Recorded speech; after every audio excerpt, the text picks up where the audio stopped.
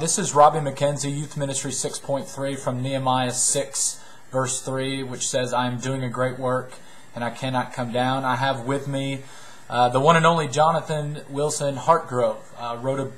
Has written a number of books, but recently, or at least the book that we're going to interview about is New Monasticism. And so, Jonathan, if you just don't mind introducing yourself, tell us what you do, what you're involved in, especially the community that you're in and the church that you serve for. Just kind of introduce yourself if you don't mind.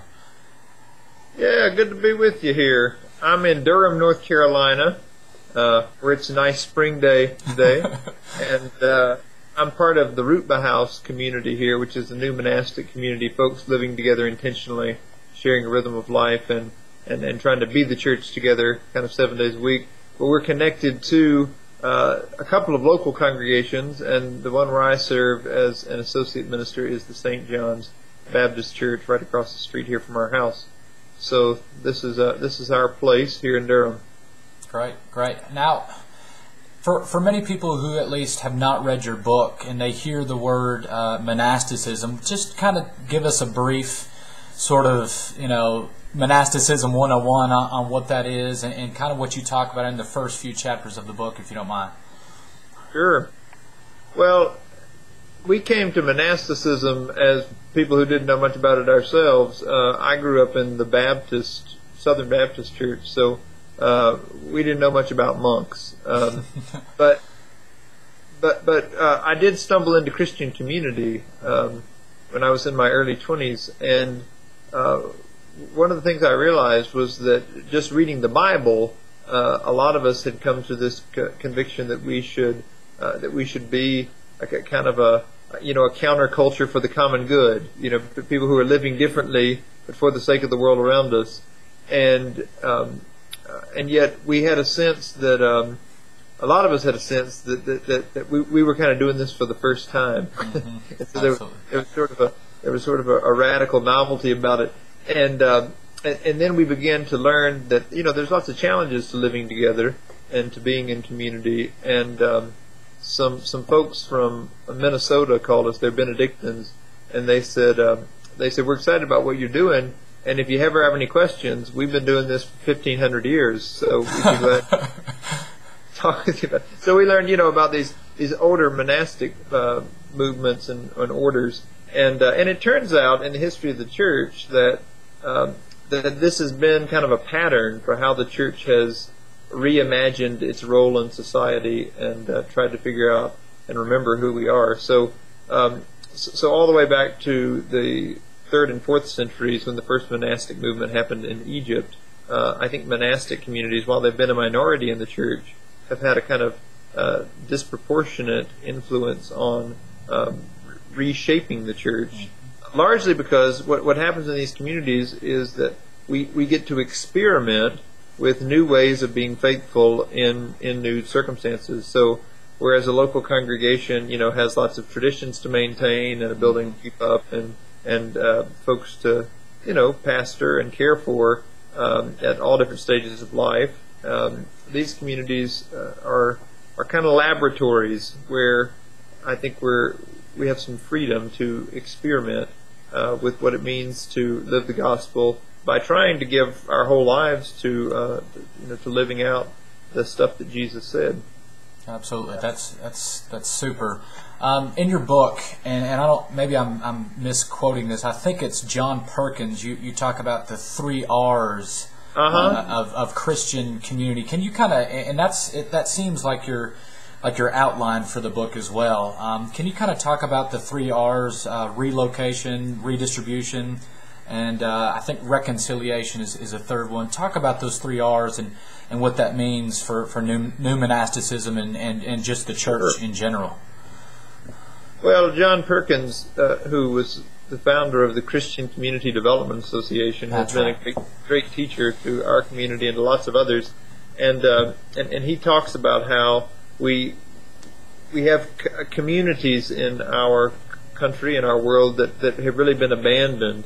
They've been abandoned by economic forces, and it's the kind of place where if you go to a town, the real estate agent won't show you houses there, and nobody's looking to start businesses there, and most people who can get out of there don't live there. Sure. And in these places, relocation is important because we had to bring resources back into the community. Mm-hmm. And then if we do that, then we need to redistribute, the access to resources, so that everybody can have an education, so that everybody can have an opportunity to use the gifts that God has given them to serve the community. Mm-hmm. And when we begin to do that, it makes reconciliation possible. So John has sort of shepherded and articulated this vision for about 600 communities and community development corporations around this country.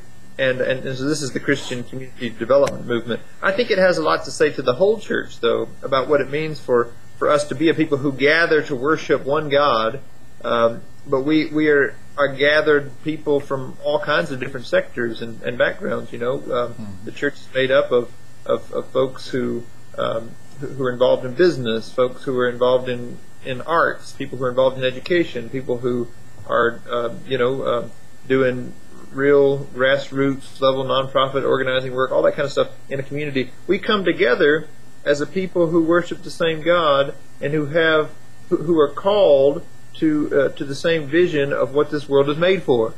And so I think this is important in terms of having an imagination for what it means for the church to be for the good of the places where we've been called together. Absolutely. Something that spoke to me was, in speaking of the 3 R's, first of all, the relocation. Talk about, and you mentioned it, talk about the idea of what you call the desert vision. And what that means for relocation, and you alluded to it earlier about going to places, and talk about that a little bit.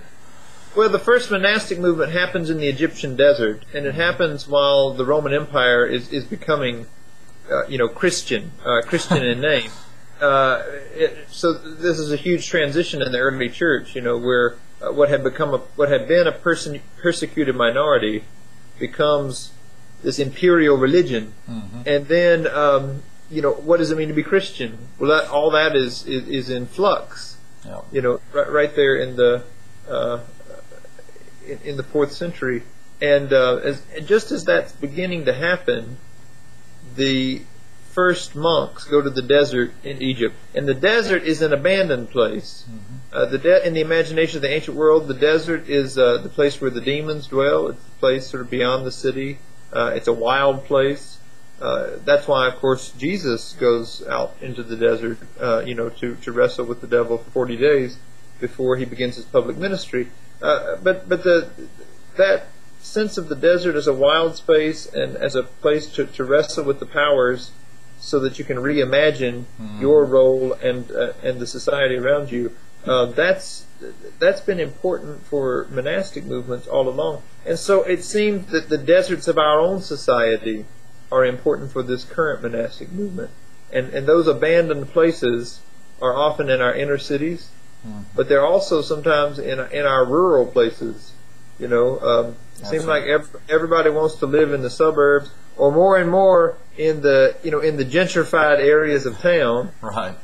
But nobody wants to live in the hood or out on the farm. So that's where these communities seem to be springing up, and connecting with the people in those places who've often been abandoned by the social and economic forces that ignore their places. As far as redistribution, what's been, and even, I guess, since your book was written, 2008, somewhere around there, what's been the most amazing story of generosity? And I know to summarize it to one would be difficult, but in the different monastic communities that you're in touch with, what's been some of the most amazing stories of generosity that you've seen when it comes to redistribution of wealth and so forth? Well, I think what we are able to create in sharing our lives together is something of an alternative economy. Yep. So, for example, when the economy crashed back in 2008, just one story from our community. This happened in lots of communities, but one of the guys in our community lost his job. He was working in construction, and and that sector was really down in '08, so he got laid off. And a lot of people in that situation just had to go to where the work was. Had to pull up and move. Relocate families, all this, but in a community that was committed to one another, not just in word or even in kind of a loose sense of friendship, but in real economic terms, we said to this fellow and his family, "Look, y'all, you just stay here, and we'll take care of your contribution to our communal life until you're able to find another job." As a matter of fact, what we ended up doing was getting that guy, because he did construction, we got him to do an addition on one of our houses. Oh, wow.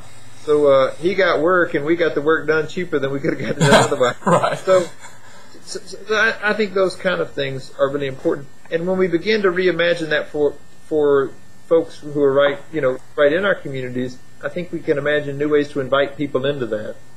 So I think about just this weekend. I told you I got to leave here in a minute. We got to go over just the next town over to a college, because there's a graduation tomorrow, and there's a guy from our neighborhood who's going to be graduating. And when he was 16 years old, he didn't really have a place to stay, so he came to live with us at our community, and then he began to imagine the possibility of going off to college. Well, here 6-7 years later, he's graduating from college. Wow. And all along the way,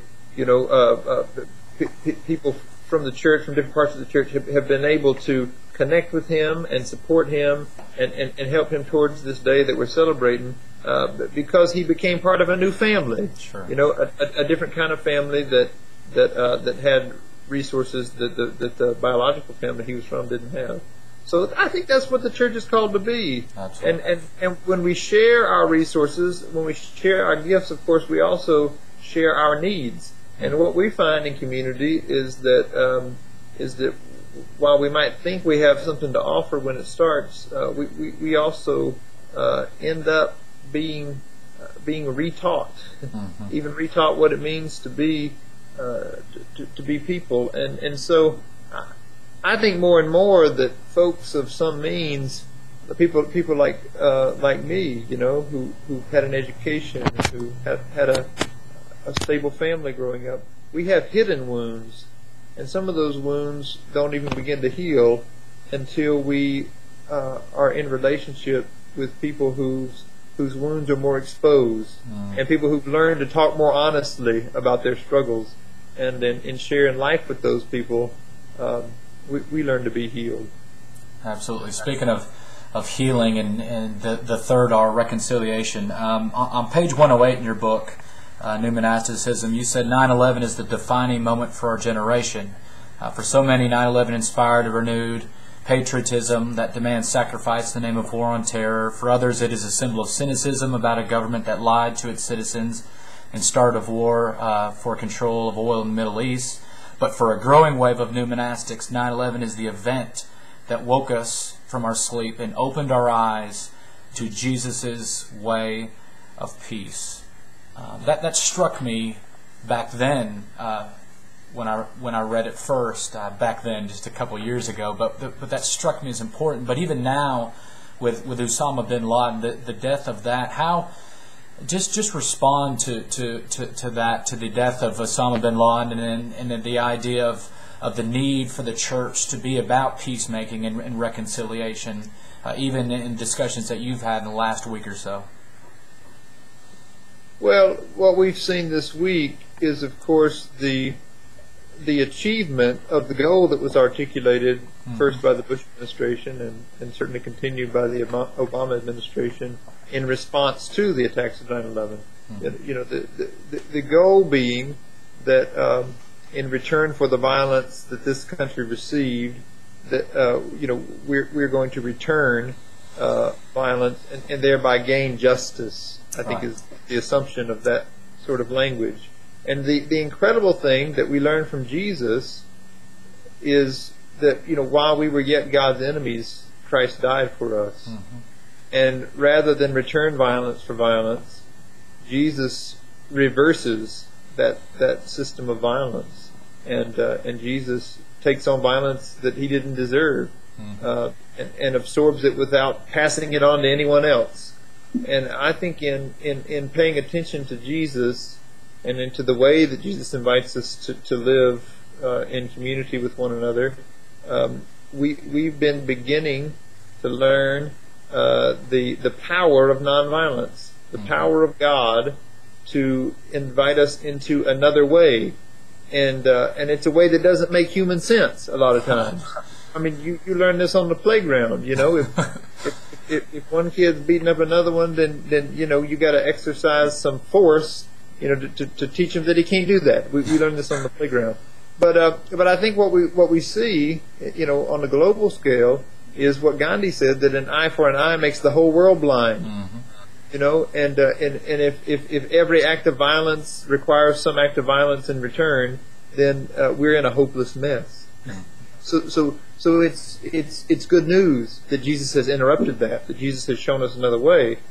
But the important thing is that the body of Christ that exists in the world today, you know, the people who follow Jesus, take that seriously, so that the world can know that there's some other way. And I think we've been wrestling with what that means, and the context of 9/11 has certainly invited us to consider that on a global scale. Of course, that's why I ended up in Iraq in 2003, and why we were there as a witness for peace and trying to live a way of nonviolence there, and ended up learning from folks there what peacemaking can look like when some of our friends were in a car accident, and this doctor said to them, 3 days ago, your country bombed our hospital, but we'll take care of you, and he saved their lives. And so our community here, the Rutba House, is named after that little village where that doctor saved our friends' lives.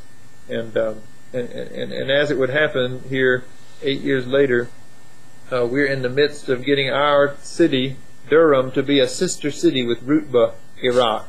Wow. And working on trying to have a peaceful relationship between two cities that exist in nations that are at war, and it's an exciting time to be part of that. Absolutely. Just a kind of a different question in a different direction. As a youth minister, you know, I often struggle, and I'm speaking for other youth ministers as well, but from my own standard, I mean, how do we say we want to get some principles started that are like the 3 R's and principles in your book? Where do we start when it comes to the idea of new monasticism? Because you know, all these things are amazing, and I think important for us as the church. But sometimes we think we got to jump in and do everything, like live in community, live in intentional living. I mean, surely that's not what you're saying. So how do we as youth ministers kind of infuse that into the teenagers and families that we're ministering to? Well, youth are great because a lot of them want to be radicals anyway. Right. so I'd try doing experiments in radical discipleship. Right. You know, take a week and look at what Jesus says about money, and then say, you know, let's be creative. Let's see if we can do one experiment. You know, give every kid in the group $5 and tell them to go out and make an eternal investment this week. You know, Jesus says, "Don't store up for yourselves treasures on heaven, but invest in things that last forever." Go out and make an eternal investment this week, and then let's come back and talk about it next week. Or you know, talk about what Jesus says about how to respond to enemies, and get kids to talk about who their enemies are, and have an experiment in that, or even an experiment in what it means to eat faithfully.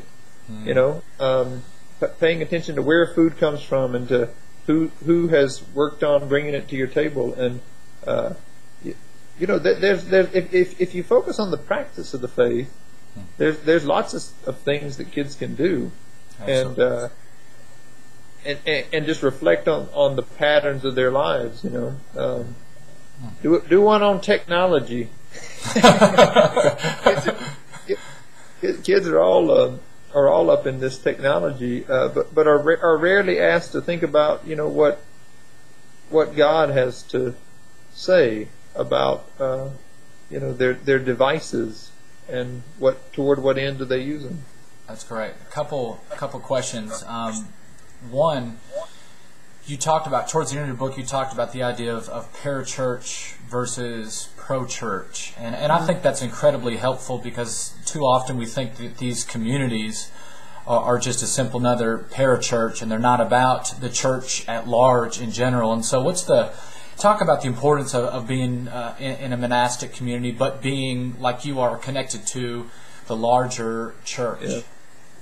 Well, one of the gifts of monasticism to Protestants is that here's a way of doing creative experiments that doesn't mean starting a new church. It doesn't mean starting a new denomination. It's a way of being intentional in submission to the existing authority. And so I think that kind of goes both ways. I mean, it's important for these experiments to respect the local congregation or the denominational structure that they're part of, to kind of acknowledge the authority there, to listen to wisdom, to invite input from those folks, but also to be engaged in those spaces so that you bring with you your questions, you bring with you what you're learning in your experiments, and you have that as a conversation in the church about what it means to live the gospel life, right? So the monastics have never existed as a kind of super Christianity. Sure. They're not there to say, this is how a few people can live, but everybody else, lives some different standard.